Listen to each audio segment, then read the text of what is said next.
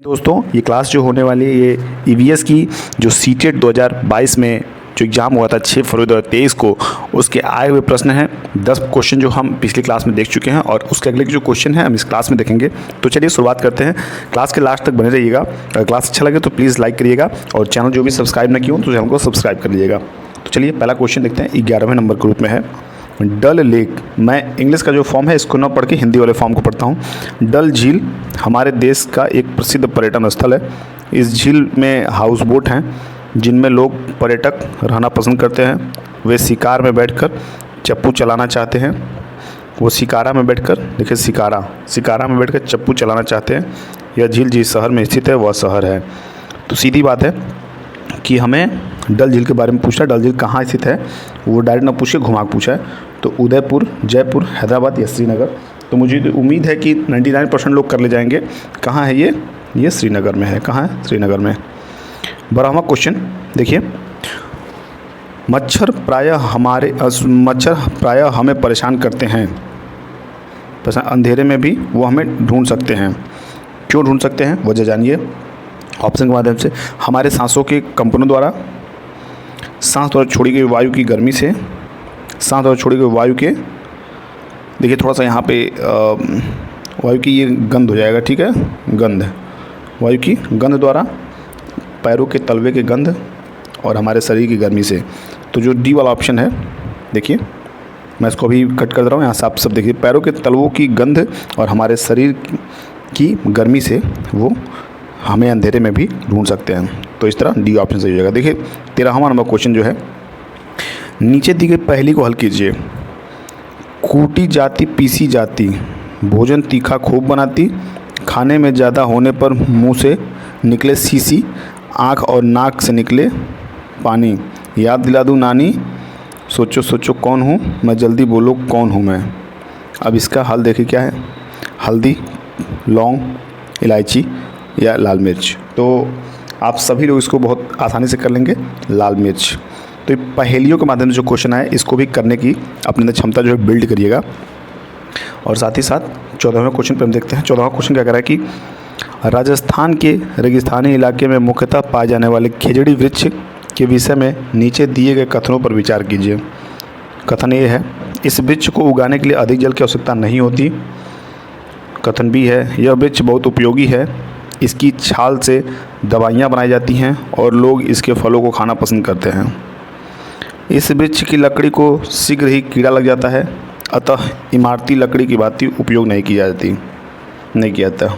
D, यह छायादार वृक्ष नहीं है। और ई, इस क्षेत्र के जानवर इस वृक्ष की पंक्तियों को खाना पसंद करते हैं। तो इन सब में से पहले हम जान लेते हैं कि कौन कौन से जो कथन हैं वो सही हैं। उस आधार पे हम ऑप्शन को टिक करेंगे। पहले समझिएगा कि इस वृक्ष को उगाने के लिए अधिक जल की आवश्यकता नहीं होती है। ये बिल्कुल ही सही ऑप्शन है, ठीक है। क्या है? बिल्कुल सही ऑप्शन। तो ए देखिए एक तो सही हो जाएगा। फिर दूसरा हम देखते हैं, दूसरा बी वाला ऑप्शन जो है, ध्यान से देखिए बी वाले ऑप्शन को, कि यह वृक्ष बहुत उपयोगी है, इसकी छाल से दवाइयाँ बनाई जाती हैं और लोग इसके फलों को खाना पसंद करते हैं। तो ये भी सही है। और जो आपका जो लास्ट ऑप्शन है यानी कि ई वाला ऑप्शन, ध्यान देखिए, इस क्षेत्र के जानवर इस वृक्ष की पत्तियों को खाना पसंद करते हैं। तो जिसमें ए, बी और ई है वही ऑप्शन आपका सही है। ध्यान से देखिए डी वाले में ए, बी और ई। तो इस तरह जो डी वाला ऑप्शन है यहाँ सही हो जाएगा। 15वें नंबर क्वेश्चन देखेंगे। दिया, निम्नलिखित में से वह राज्य चुनिए जहाँ के लोग नारियल के तेल में पकी तली समुद्री मछली खाना पसंद करते हैं। गोवा, तेलंगाना, छत्तीसगढ़, झारखंड। तो जो इसका ऑप्शन जगह मुझे उम्मीद है आप सभी गोवा टिक करेंगे। अगला क्वेश्चन 16वें नंबर का है। 16वां क्वेश्चन क्या कर रहा है कि पर्यावरण अध्ययन ज़्यादा प्रभावशाली होगा यदि शिक्षक अब इन 4 ऑप्शन में से क्या शिक्षक को फॉलो करना चाहिए इसको हम बात करेंगे। विषय में पारंगत होगा या होगी, शिक्षक ने उद्देश्य पाठ्य के प्रारंभ में ही बता दिए हैं, विभिन्न अर्थपूर्ण और महत्वपूर्ण सीखने के संसाधनों का प्रयोग करता या करती है, और विषय पूरा करने पर घर के लिए दत्त कार्य देती है या देता है, जो भी इसमें है। तो जो सबसे सही ऑप्शन देखिए ध्यान से, सी वाला ऑप्शन जो है, सी वाला ऑप्शन समझिएगा, विभिन्न अर्थपूर्ण और महत्वपूर्ण सीखने के संसाधनों का प्रयोग करता है या करती है। This is right answer. 17वां नंबर क्वेश्चन क्या कह रहा है कि why is it essential, sorry English को मैं पढ़ ही लेता हूँ पूरा टू इंटीग्रेट इन्वायरमेंटल स्टडीज़। अब हिंदी पढ़ रहा हूँ। पर्यावरण अध्ययन को एकीकृत करने की आवश्यकता क्यों है? तो ऑप्शन फर्स्ट है क्योंकि बच्चा खंडित बातों के बजाय संपूर्णता में बातों को आसानी समझता है। ऑप्शन बी है क्योंकि बच्चा अमूर्त बातों से अपने अनुभव जोड़ पाता है। और ऑप्शन सी है क्योंकि बच्चा संपूर्णता में बातों को आसानी से रट सकता है। ऑप्शन डी है क्योंकि बच्चा खंडित यानी खंडित का, आप देखिए यहाँ पे बातों को आसानी से समझ कर सार्थक समझ विकसित कर पाता है। तो ये डी है। तो जो आपका ऑप्शन है ये ए वाला जो ऑप्शन है, यहाँ देखिए क्या दिया है, क्योंकि बच्चा खंडित बातों के बजाय संपूर्णता में बातों को आसानी से समझ सकता है।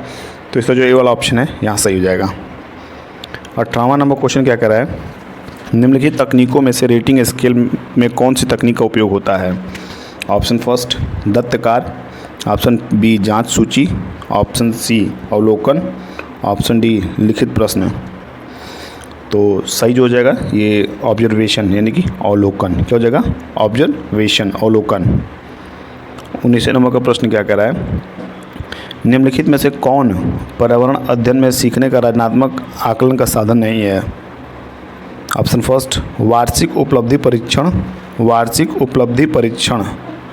ऑप्शन बी व्याख्यानात्मक अभिलेख, option C portfolio, option D क्रम निर्धारण यानी कि रेटिंग मापनी। ठीक है, तो जो इसका जो सही आंसर हो जाएगा वो जो ए ऑप्शन है, देखिए इसको ध्यान से, वार्षिक उपलब्धि परीक्षण यानी कि एनुअल अचीवमेंट टेस्ट जो होता है वो सही ऑप्शन होगा इसका।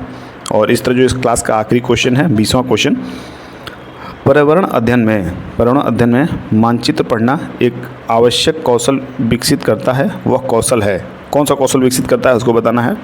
ए वह है ग्लोब का मापन और रेखाओं की स्थिति का उपयोग करने का कौशल, और बी है उत्कृष्ट ड्राइंग और पेंटिंग कौशल, सी है अर्थपूर्ण कौशल निर्माण के लिए उत्कृष्ट संचार कौशल, ऑप्शन डी है स्थान दूरी दिशाओं की सापेक्ष स्थिति को समझने का कौशल।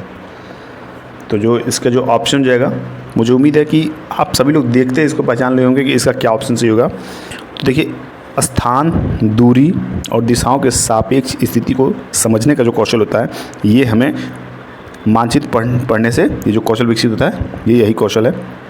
तो जो डी वाला ऑप्शन है यहाँ पे सही हो जाएगा। तो इस तरह जो बचे हुए इंपॉर्टेंट क्वेश्चन थे उनको यहाँ पे हम देखें। अगले जो क्लास है उसमें हम 10 जो बच गए हैं वो उसको भी समाप्त कर देंगे। तो अगर आपको क्लास अच्छा लगा हो या लगी हो तो प्लीज़ क्लास को लाइक करिएगा, और चैनल अगर सब्सक्राइब नहीं तो सब्सक्राइब करिएगा। और अपने जो मोटिव है, मोटिवेशनल जो भी चीज़ें आपको लगती होंगी जिससे मोटिवेशन मिल रही हमको, तो ज़रूर देखिए।